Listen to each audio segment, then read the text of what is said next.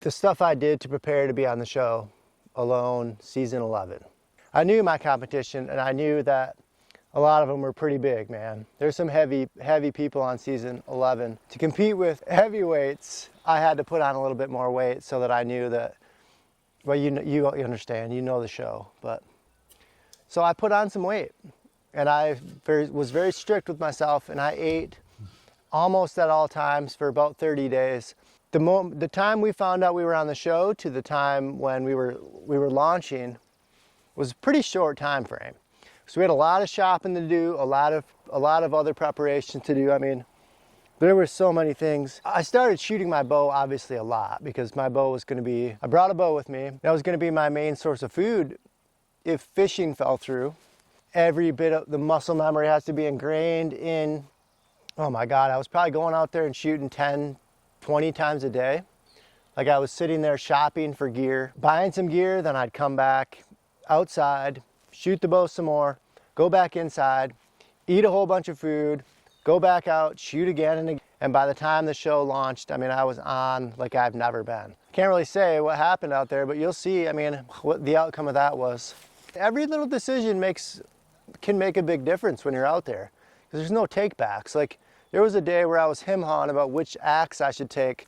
Did I want to take one with a wood handle, or did I want to take one with like a sort of a plastic polymer handle that would never break under any circumstances?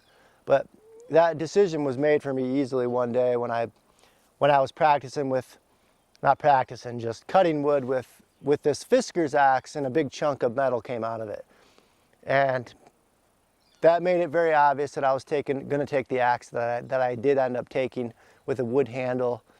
So what I did to make sure that I ate enough is, to be completely honest, I was drinking a lot of like sugary hard ciders, which were really fattening.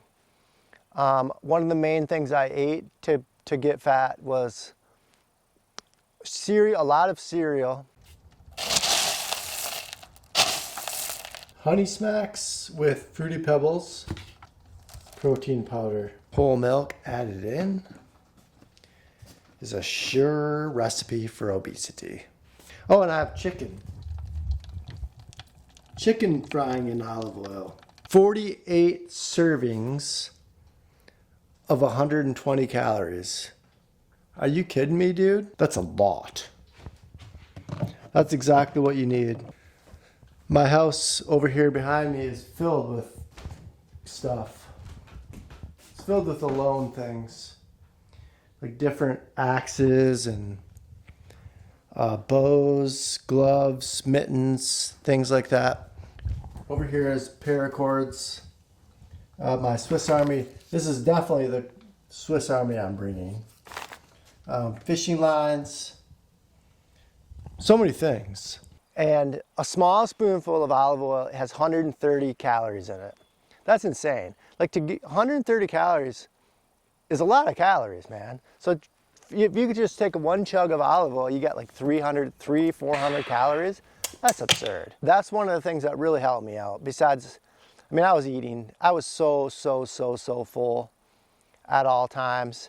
I was miserable in the 30 days before I left. I went from 160 pounds to 190 pounds in 30 days. I actually had a note written and hung on my counter that said, drink olive oil or lose. And I was putting down big jugs pretty regularly. And one thing I guess good about the olive oil is it kept my system moving quick. So all this food I was pounding in was just gliding on through and getting me fat and piecing out the back end, if you know what I'm saying there. The only one that I wouldn't call like overweight was probably Timber. Everybody else was starting to get pretty large. I mean, I was probably the second smallest. So Timber might have been smaller than me. Like, he definitely had a lower BMI than I did. Other than that, everybody else was up, and there were some way up, man, redlining. And man, this still smells like cologne, this sweater. I took this on the show and I haven't worn it since. Let's see, what else? So I made a lot of fun gear choices. My bow was good. I was pretty happy with my bow. That was a Bear Super Grizzly. I feel good about that choice.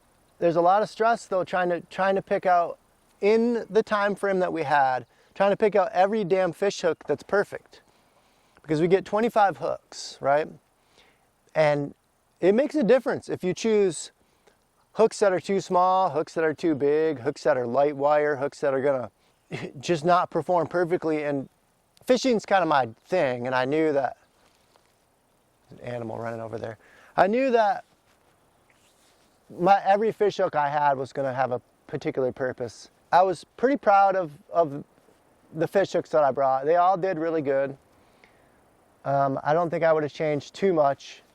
The fish hooks, the fishing line, the gloves that you take, the sweater that you take, all the insulative layers, the socks, the 2 different types of boots. There's a lot of important choices that I was making every freaking day, shop until I dropped.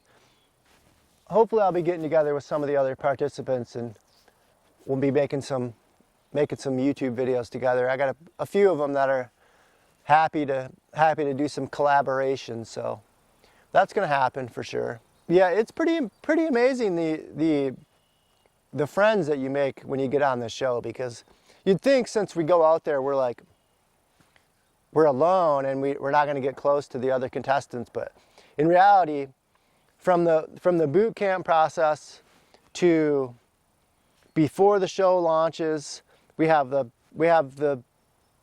it's called orientation camp, where we all go in and we learn the rules of the area we're in, and they go over the camera stuff and all these little details that you wouldn't really think of, like how to run the sat phone, how to use the yellow brick. You know what that is, the GPS thing that keeps us within our boundaries. It beeps when you go near the edge of your boundary. That thing became the bane of my existence, because I really hated that thing. The other day I don't know where I was, but I was somewhere and I heard a beep that sounded like that damn yellow brick. It was a dead ringer, perfect yellow brick beep. It couldn't have been a yellow brick. Like, I feel like I was in a store or something, but it was just and I'm like, oh, why does that sound bother me so much? And I'm like, oh yeah, that sounds like the damn yellow brick. So before I left for the show, I had all these notes that I hung up on my wall, and they were just things like bushcrafting things, mushrooms to identify that I knew would be in the area that we were being dropped, fish identification, fish locations where you're going to find the fish pre and post spawn, things like that. Stuff that I really wanted to make sure that every day I would stand there and I would look at my wall of notes, and I knew that was information that I had to make sure that I remembered. When you get out actually dropped off on the show, it's a weird feeling, man. It's not the way you watch it when you're sitting at home. Like, when you get dropped off and the reality hits you that, holy crap, I'm here until I can no longer take it anymore, and everything is on me. And then all of a sudden you realize, like, not only do I have to survive, but I have to film every freaking minute of it.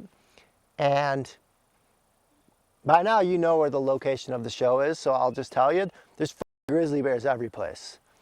And there's a chance of polar bears, there's wolves all over the place. So you get dropped off in the middle of the day. You gotta have a shelter that's gonna protect you from something, at least the rain, if not freaking large predators. And it's an overwhelming feeling of, holy crap, I have to haul ass. And on top of that, you still gotta boil water and make a fire and do all this other stuff.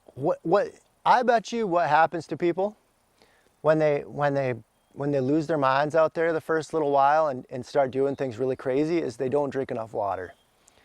Because you don't feel that thirsty because of everything else that's going on, when realistically, like two quarts of water in the little pot that we get to take is not enough water for a day.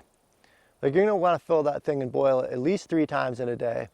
And if you're building a shelter, you're moving around so much. I think dehydration is what takes people's mental capacity away and makes them really, really make some serious mistakes. And everybody ends up dehydrated out there. It just happens.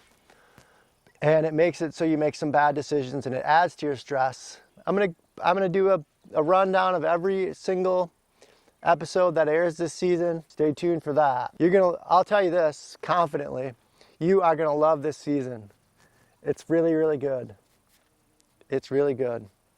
I'm pretty proud and excited to be part of this, so appreciate you guys watching. Subscribe if you like this. There's a lot more coming. Stay tuned. See ya.